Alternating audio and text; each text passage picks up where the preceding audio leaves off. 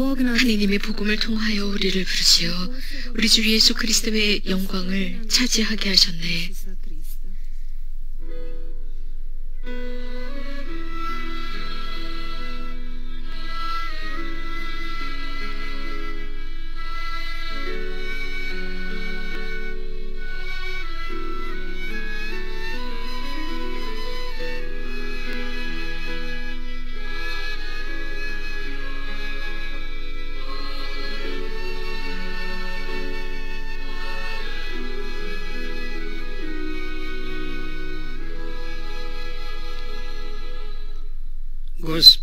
주님께서 여러분과 함께 마르코가 전한 거룩한 복음입니다. 그때 예수님과 제자들은 갈릴레아를 가로질러 갔는데 예수님께서는 누구에게도 알려지는 것을 원하지 않으셨다. 그분께서 사람의 아들은 사람들의 손에 넘겨져 그들 손에 죽을 것이다. 그러나 그는 죽임을 당하였다가 사흘 만에 다시 살아날 것이다 하시면서 제자들을 가르치고 계셨기 때문이다. 그러나 제자들은 그 말씀을 알아듣지 못하였을 뿐만 아니라 그분께 묻는 것도 두려워하였다. 그들은 가파르나움에 이르렀다. 예수님께서는 집 안에 계실 때의 제자들에게 너희는 길에서 무슨 일로 논쟁하였느냐 하고 물으셨다. 그러나 그들은 입을 열지 않았다. 누가 가장 큰 사람이냐 하는 문제로 그래서 논쟁하였기 때문이다. 예수님께서 자리에 앉으셔서 12 제자를 불러 말씀하셨다. 누구든지 첫째가 되려면 모든 이의 꼴찌가 되고 모든 이의 종이 되어야 한다. 그러고 나서 어린이 하나를 데려다가 그들 가운데 세우신 다음 그를 껴안으시며 그들에게 이르셨다. 누구든지 이런 어린이 하나를 내 이름으로 받아들이면 나를 받아들이는 것이다. 그리고 나를 받아들이는 사람은 나를 받아들이는 것이 아니라 나를 보내신 분을 받아들이는 것이다. 주님의 말씀입니다.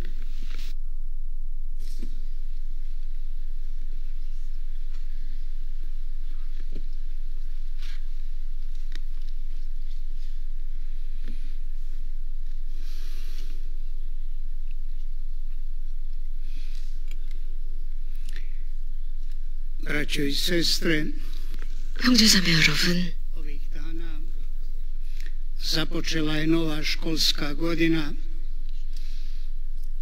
며칠 전에 새학년이 시작이 되었습니다. 오늘 우리는 아주 특별한 미사를 봉헌했는데 그 지향은 주님께서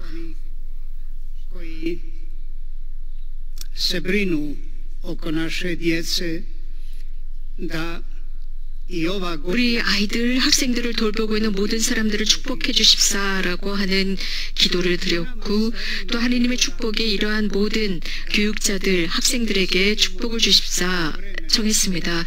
나이가 어느 정도 드신 분들은 기억하실 것입니다. 우리들의 학교 교육 말입니다. 그래서 우리가 학교에서 지냈던 것들을 다시 한번 생각해 보는 것도 좋을 것 같습니다. 학생들, 이 학교 교육은 항상 긍정적인 결과를 내어야 합니다. 물론 각자가 다른 여러 가지 경험을 했을 것입니다. 물론 그 중에는 부정적인 학교 생활의 경험을 했을 수도 있습니다. 그건 어떤 의문이 있었지만 그 의문을 풀지 못해서 학점도 제대로 받지 못한 기억도 있을 것입니다. 하지만 교육자들은 이렇게 어떤 강의나 어떤 수업을 제대로 학생들이 이해하지 못했을 때 물론 학생들을 용서하지만 자신이 노력하고 강의 준비, 이 학업 준비, 수업 준비를 열심히 했음에도 불구하고 그리고 그 과목에 관해서 열심히 설명을 했는데도 학생들이 이해하지 못할 때 교사나 교육자들은 매우 실망을 합니다. 여기에서 이러한 경험들, 그것은 예수님께서도 제자들과 이런 경험을 하셨습니다. 예루살렘으로 하는 오랜 여정 속에서 예수님께서는 정말 진지하게 이 제자들을 준비시켜주고자 하셨습니다. 즉 예루살렘에서 어떤 일이 일어날지에 관해서 예수님 스스로도 그리고 제자들도 준비하는 시기였는데 오히려 이 제자들은 예수님의 의도를 깨닫지 못하고 서로 싸우고 있었습니다. 말다툼을 하고 있었습니다. 누가 가장 큰 사람이냐, 누가 첫째냐 였습니다. 예수님은 이미 당신께서 십자가에서 돌아가실 것이라는 것을 예고했지만 그들은 인간적인 영광에 관해서 다투고 있었습니다. 그리고 이런 것들에 관해서 확신하고 자신들이 예수님과 함께 있으니까 세상에서 아주 중요한 위치를 차지할 것이라고 스스로 착각을 하고 있었습니다. 예수님 곁에 있었던 그들의 정신은 예수님의 정신과 맞지 않았습니다. 자신들의 스승과는 전혀 다른 생각을 하고 있었습니다. 스승이 고대하는 그것과는 달랐습니다. 여러분, 그렇기 때문에 예수님의 그 실망을 상상해 보십시오. 제자들은 정말 예수님께서 공생활을 시작하는 그 순간부터 가장 가까이 있었던 그들이 예수님을 이해하지 못했던 것입니다. 그들은 예수님에 관해서 여러 가지 많은 것들을 알고 있었고 지식을 축적하고 있었지만 이론적인 것이었습니다. 삶에 적용하지 못하는 것이었습니다. 하나님께서 그들에게 주셨던 하나님적인 지혜를 그들은 잘 수용하지 못하고 인간적인 지혜를 가지고 싸우고 있었습니다. 여기에서 예수님의 그 사명의 본질, 즉 나를 따라와라 라는 것을 이해하지 못했던 것입니다. 이 말씀을 들었을 때 그들은 아주 단순하게 여겼습니다. 나를 따라와라 라는 그 말씀을 하셨을 때 그분이 지닌 그 권능을 이해하지 못했습니다. 만약에 그것을 이해했다면 이 예루살렘으로 가는 길에서 그들은 싸우지 않았을 것입니다. 자, 이렇게 현대의 관점으로 본다면 이들은 학교에서, 수업에서, 즉 시험에서 낙제점이라고 할 수 있습니다. 그래서 오히려 이 제자들은 예수님을 가르치려고 하는 입장을 취하고 있습니다. 베드로는 오히려 예수님께 예루살렘으로 가지 말라고까지 말립니다.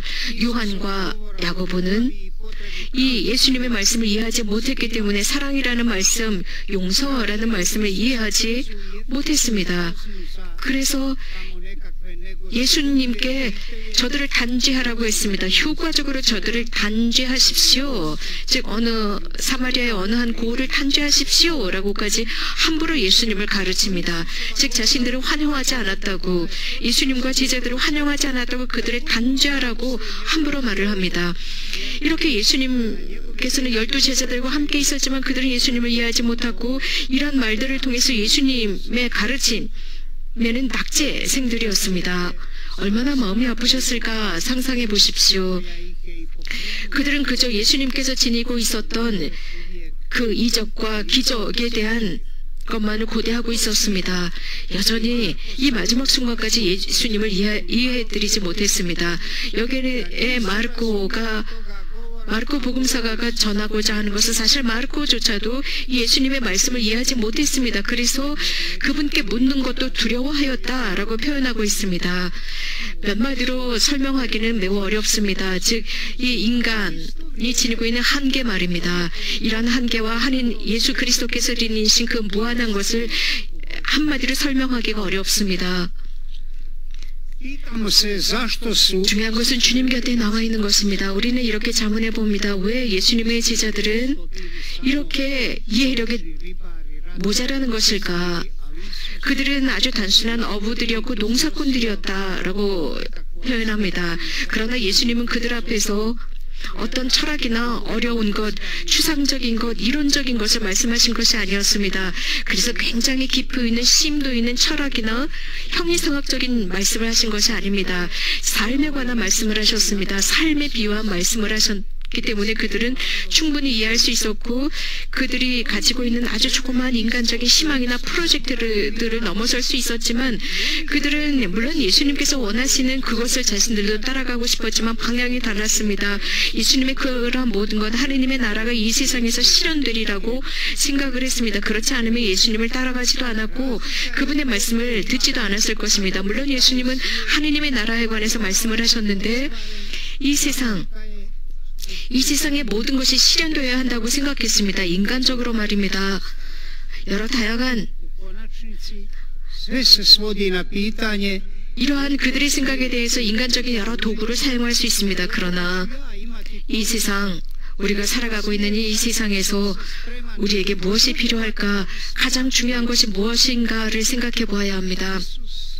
중요한 것이 있다면, 모든 사람들이 더 좋아질 수 있다면 기꺼이 희생하는 것입니다. 그러나 예수님은 그들에게 두 번째 기회를 주십니다. 즉 다시 한번 기회를 주시는 것이죠. 나는 섬김을 받기 위해서가 아니라 섬기기 위해서 왔다. 모든 일을 위해서 생명을 내놓기 위해서 왔다. 라는 말씀을 하시면서 두 번째 기회를 주십니다. 예수님께서는 죽을 것 같은 고통을 당하십니다. 받아들여지지 않았습니다. 제자들의 이런 제시, 예수님의 이런 제시를 그들은 받아들이지 않았습니다. 그렇지만 예수님께서는 악한 이들에게 당신을 내어주십니다. 그렇게 함으로써 당신의 그 봉사가 당신께서 목적하신 그 목적을 달성하도록 했습니다. 형제자매 여러분, 그렇기 때문에 예수님은 위대하십니다. 바로 여기에 봉사, 섬김, 이웃을 향한 봉사와 섬김이 바탕이 되고 있습니다. 교회에는 많은 성인들이 계십니다. 주님의 길을 받아들였고 예수님의 출대를 받아들이시며 섬기는 자세로 사셨던 분들입니다. 그렇기 때문에 이러한 성인들은 세상을 즐기려는 사람들과 섬기려고 하는 사람들, 모든 이들을 섬기려고 하는 사람들과 나누어지는 것입니다. 이것은 우리 사제들이나 주교들, 교황 혹은 교회에만 해당되는 것이 아니라 정치가들도 여기에 해당됩니다. 사람들이 선택한 정치가들입니다. 정치가들은 공동의 선을 위해서 선택된 사람들입니다. 그래서 자신들만을 위해서 어떤 우선권이나 부를 축적하라고 선택된 사람들이 아닙니다. 하지만 불행하게도 이렇게 사는 정치가들은 얼마 되지 않습니다. 오히려 그들은 부를 축적하는 데 혈안이 되어 있습니다. 이러한 예수님의 사고방식을 제자들은 이해하지 못했고 예수님의 논리를 이해하지 못했습니다. 제자들은 세상에서 영광과 명예를 생각했습니다. 세상에서의 안위와 영광을 생각했습니다. 그래서 그들은 이 세상에서 첫 자리에 있을 것이라고 생각했습니다. 여기에서 흥미로운 것은 물론 이런 것에 인간적인 요구를 반대하신 것은 아닙니다. 경쟁, 명예에 반대하신 것은 아닙니다. 그러나 예수님의 그 규율은 명예나 경쟁이 아니라 다른 사람들을 지배하는 것이 아니라 섬기고 봉사하는 것이었습니다. 누가 첫째냐? 첫째가 되려면 모든 이의 꼴찌가 되고 모든 이의 종이 되어야 한다라고 했습니다. 이 세상의 비극이라고 한다면 그때부터 지금까지 여전히 이러한 예수님의 가르침을 이해하지 못한 데 있습니다. 그래서 각자는 모든 사람들이 위에 있고 싶어하고 다른 사람들을 지배하고 첫 자리가 되려고 하고 그럼으로써 하느님을 무시합니다. 이 세상에 작은 사람, 종의 모습으로 오신 그분을 무시합니다. 어떤 이들은 이런 말을 합니다. 예수님께서는 당신의 삶을 통해서 당신의 가르침을 통해서 사람들에게 명령한 것은 맨 아래에 있는 자리를 차지하라 라고 했는데 사실 많은 사람들이 이것을 싫어합니다. 모두가 아래가 아니라 위로 가려고 합니다. 위로 가기 위해서는 다른 사람들을 기꺼이 밟아도 된다고 생각합니다. 자신들이 생각하는 이러한 명예나 성공을 위해서 다른 사람들을 밟고 올라서고 다른 사람들을 관리하고 지배하려고 합니다. 이렇게 함으로써 이 세상을 훨씬 더 비천하게 만들고 많은 사람들을 불행으로 이끌어가고 있습니다. 여러분, 우리 자문해 봅시다. 교회가 이 세상에서 해야 하는 역할은 무엇입니까? 예수 그리스도의 이름으로 증언하는 것입니다. 교회의 시작에서부터 예수 그리스도의 말씀을 분명히 확신하고 있었고 그분의 모범을 확신하고 있었기 때문에 그렇게 살아갔습니다. 교황도 마찬가지입니다. 그래서 교황님들도 늘 세르비데이 세이라고 했습니다. 즉 하느님의 종 누구누구라고 했습니다. 이것은 교회에서 항상 전통으로 이어져 왔지만 시간이 지날수록 이러한 이상형이 점차적으로 사라져갔습니다. 중세 때 교황이나 주교들은 점차적으로 이러한 예수님의 모습을 잃어갔습니다. 하느님의 종이라는 모습을 잃어갔고 예수님께서 이 세상에 오셔서 봉사하셨다는 모습을 잃어갔습니다. 그러면서 더욱 위대한 교황, 위대한 주교, 훨씬 권력과 능력, 정치적인 능력을 가진 세상 사람이 되어갔습니다. 그렇기 때문에 하느님께서는 모든 시대 속에서 교회 안에서 어떤 누군가를 교회 안에서 성숙시켰습니다. 다른 사람 위해서 봉사하는 사람들 기쁘게 봉사하고 섬기고 그래서 다른 사람들이 기쁘게 하는 사람들을 탄생시켰습니다. 그 결과 교회가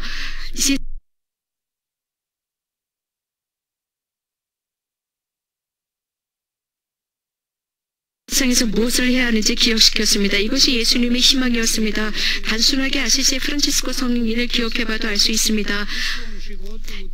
당시 교황과 주교들보다도 훨씬 더 위대한 분이 되셨습니다. 꼴찌가 되면서 위대한 분이 되셨습니다.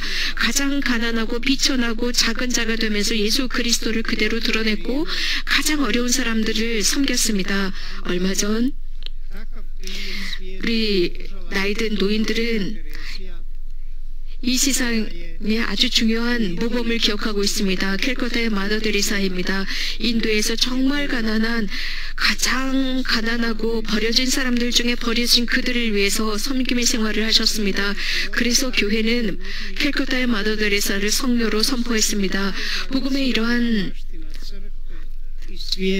복음을 실천하고 증언했었던 이러한 사람들은 교회의 가장 위대한 보물과 유산으로 남아있고 또 많은 사람들을 교회로 끌어들이고 있습니다. 여러분 두려워하지 마십시오. 이러한 위대한 성인들의 친구가 되는데 두려워하지 마십시오. 성인들의 친구가 될 때 여러분들의 삶이 실현되고 다른 사람들의 삶을 풍성하게 해줄 수 있습니다.